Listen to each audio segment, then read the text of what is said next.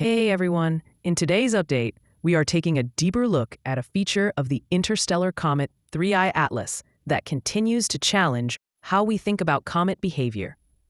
Over the past several months, this object has already raised questions through its persistent sunward structure. But new analysis has now pushed those questions even further. According to Abby Lowe's latest posts, the anti-tail of 3I Atlas is not only persistent, it is enormous, stretching farther than the distance between Earth and the Moon. And it also showed a noticeable wobble even before the comet reached perihelion. Together, these two observations add important new dimensions to an already complex picture. To understand why this matters, we need to start with scale. When we hear the term anti-tail, it's easy to imagine a small optical feature close to the nucleus. But in this case, the sunward-directed structure of 3 Atlas extends hundreds of thousands of kilometers. According to the latest measurements, its length exceeds the Earth-Moon distance. That means we are not looking at a minor local effect near the comet's surface. We are looking at a large-scale structure that occupies a significant volume of space maintained over time as the comet travels through the inner solar system. In normal comet physics, such a structure should not exist in this way. Dust and gas released from a comet are expected to be pushed away from the sun by radiation pressure and the solar wind. Even when anti-tails appear in solar system comets, they are usually brief and dependent on very specific viewing geometry. They do not normally grow to such enormous physical scales, nor do they persist across changing distances and angles. The fact that the anti-tail of 3 Atlas reaches beyond lunar distance immediately tells us that something unusual is happening in how material is being released, transported, or maintained.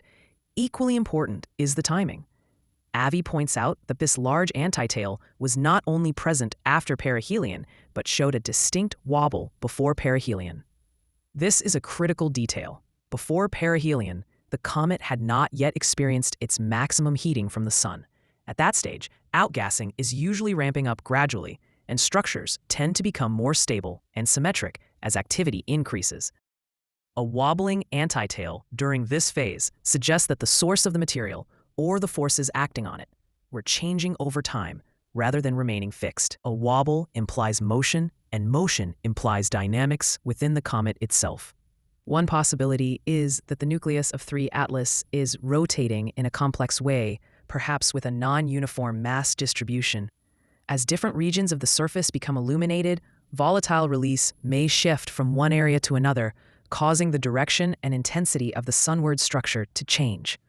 If the nucleus is irregular or layered, this effect could be amplified, producing visible oscillations in the anti-tail's orientation. Another possibility discussed in the scientific literature involves non-gravitational acceleration.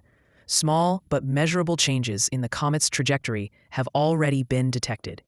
If the comet is being gently pushed by asymmetric outgassing, then material released earlier may lag behind as the nucleus accelerates away from the sun.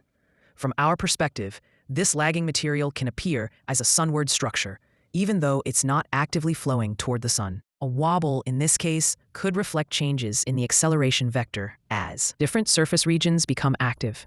What makes these explanations compelling is that they remain within known physics, while still acknowledging how unfamiliar interstellar objects can be. 3I Atlas did not form around the sun. Its internal structure, volatile inventory, and mechanical strength were shaped in a different stellar environment. That means its response to heating, rotation, and outgassing does not have to match what we see in comets formed here. Expecting it to behave exactly like a solar system comet may be the wrong assumption. The size of the anti-tail also places constraints on how quickly material must be replenished. A structure larger than the Earth-Moon distance cannot survive long without continuous input. Radiation pressure and solar wind interactions should disperse such material relatively quickly. The fact that the anti-tail remains visible suggests that material is either being constantly supplied or is composed of particles with unusual properties, such as higher mass to area ratios that make them less responsive to radiation pressure.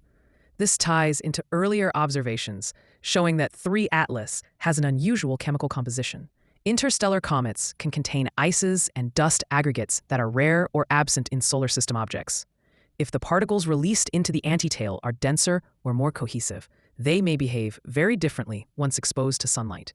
Instead of being swept away rapidly, they could maintain their position relative to the comet for longer periods, contributing to the persistence and scale of the structure. The wobble observed before perihelion also argues against a simple geometric illusion. Optical effects caused by viewing angle changes tend to evolve smoothly as Earth and the comet move along their orbits.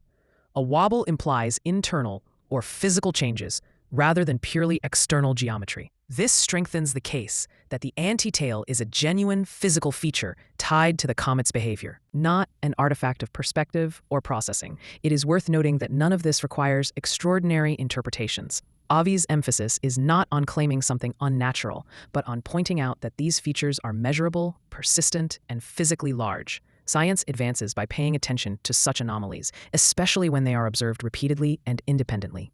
Ignoring them does not make our model safer. It simply leaves them incomplete. As 3I Atlas continues outbound, the antitail provides a rare opportunity to study how material behaves when released from an interstellar nucleus. The combination of large physical scale and changing orientation offers clues about rotation, internal structure, and non-gravitational forces. Each of these factors helps refine our understanding of how comets evolve under conditions different from those in our own solar system. This moment is especially important because it is temporary. As the comet moves farther from the sun, activity will decline and the antitail will eventually fade. Once that happens, direct observation of these dynamics will no longer be possible.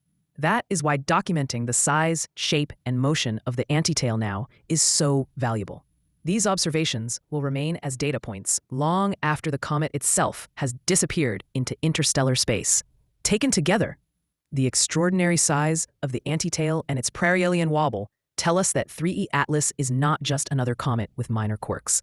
It is a complex object whose behavior reflects a history formed under conditions we have never directly sampled before. Its antitail is not just visually striking. It is physically informative, offering insight into how interstellar material responds to sunlight, rotation, and acceleration. As we continue to analyze these observations, 3E Atlas reminds us that nature often teaches us the most when something refuses to fit neatly into our expectations. The universe is vast and our experience is limited. Each interstellar visitor expands that experience slightly, forcing us to refine our models and broaden our assumptions. The antitail of 3I Atlas, larger than the distance to the moon and wobbling before perihelion, is one more reminder that discovery often begins with careful attention to what looks unusual, but turns out to be deeply informative.